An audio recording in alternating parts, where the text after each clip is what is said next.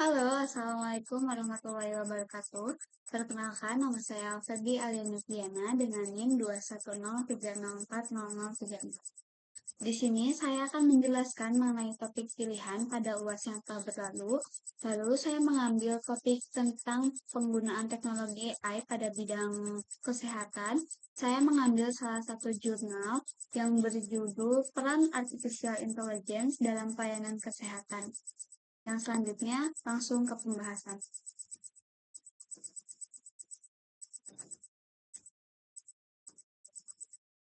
Oke, Artificial Intelligence atau AI adalah cabang dari ilmu komputer yang bertujuan untuk menciptakan mesin yang dapat melakukan tugas yang membutuhkan kecerdasan manusia. Ini mencakup berbagai teknik seperti machine learning, deep learning, dan natural language processing untuk membuat sistem yang mampu belajar, merencanakan, memecahkan masalah, dan berinteraksi secara manusiawi. Artificial atau Intelligence atau AI yang diterapkan pada dunia kedokteran diharapkan memiliki dampak yang signifikan pada praktis klinis. Perusahaan-perusahaan kesehatan dan kelompok akademis di seluruh dunia telah mengakui dan mempelajari lebih dalam potensi teknologi AI untuk meningkatkan di bidang kesehatan.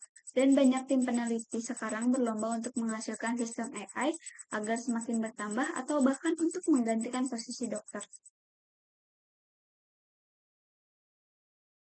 Namun, tidak mungkin penerapan AI akan sepenuhnya menggantikan dokter.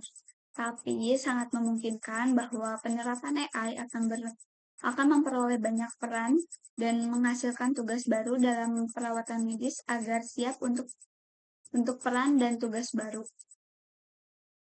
Lalu, di sini saya akan menjawab beberapa pertanyaan yang ada pada soal UAS kali ini. Yang pertama yaitu apa tujuan utama dari memilih topik yang kita pilih, yaitu peran artificial intelligence dalam pelayanan kesehatan. Untuk tujuannya sendiri, tujuan utamanya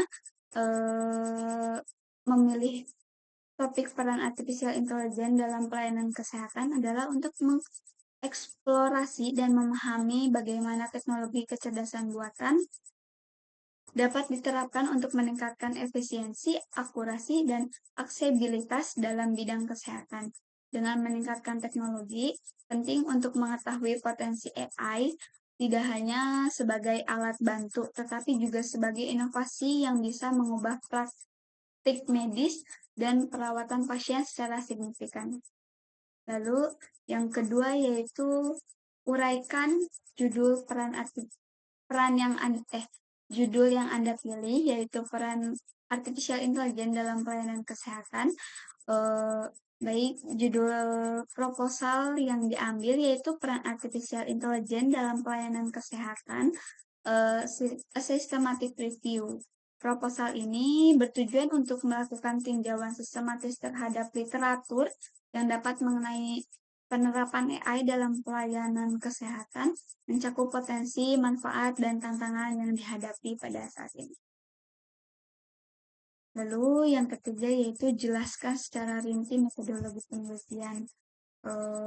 Dapatkah Anda menjelaskan metodologi penelitiannya secara rinci? Baik, di sini saya akan menjelaskan metodologi yang digunakan dalam penelitian ini adalah tinjauan sistematis dengan menggunakan protokol PRISMA, pre-read reporting items for systematic review and meta-analysis. Langkah-langkah yang dilakukannya meliputi yang pertama yaitu ada pencarian artikel. Pencarian artikel dilakukan pada database ProQuest dan Scopus dengan kata kunci seperti artificial intelligence, medical artificial intelligence, dan artificial intelligence in healthcare. Pencarian mencakup artikel yang diterbitkan dalam bahasa Inggris pada tahun 2017 hingga 2022. Lalu yang kedua yaitu penyaringan artikel. Setelah pencarian awal dilakukan penyaringan untuk menghapus duplikasi dan menyesuaikan dengan kriteria inklusi seperti artikel lengkap. Penelitian yang dilakukan di rumah sakit dan artikel yang relevan dengan peran AI dalam pelayanan kesehatan. Lalu yang ketiga yaitu ada pemilihan artikel yang sesuai dengan kriteria inklusi dianalisis lebih lanjut untuk menjawab pertanyaan penelitian. Lalu yang terakhir atau yang keempat yaitu ada analisis data. Artikel yang lolos penyaringan akhir dianalisis untuk mengevaluasi tentang penerapan AI, persepsi terhadap AI dari pandangan dokter dan pasien, serta potensi manfaat dan risiko yang dihasilkan. Lalu pertanyaan berikutnya yaitu implikasi potensi dari penelitian ini meliputi peningkatan efisiensi klinis. AI dapat mempercepat proses diagnostik dan pengembalian keputusan klinis sehingga mengurangi beban kerja tenaga medis. Yang kedua yaitu ada akurasi diagnostik dengan kemampuan analisis data yang lebih cepat dan akurat. Yang ketiga yaitu ada aksesibilitas layanan kesehatan. AI dapat menyediakan layanan kesehatan yang lebih mudah diakses terutama di daerah terpencil dengan keterbatasan tenaga medis. Lalu yang keempat ada pengembangan kebijakan kesehatan. Hasil penelitian dapat menjadi dasar bagi pembuat kebijakan untuk mengembangkan regulasi dan pedoman terkait implementasi AI dalam pelayanan kesehatan. Lalu pertanyaan berikutnya yaitu siapa yang akan mendapatkan manfaat dari penelitian Anda?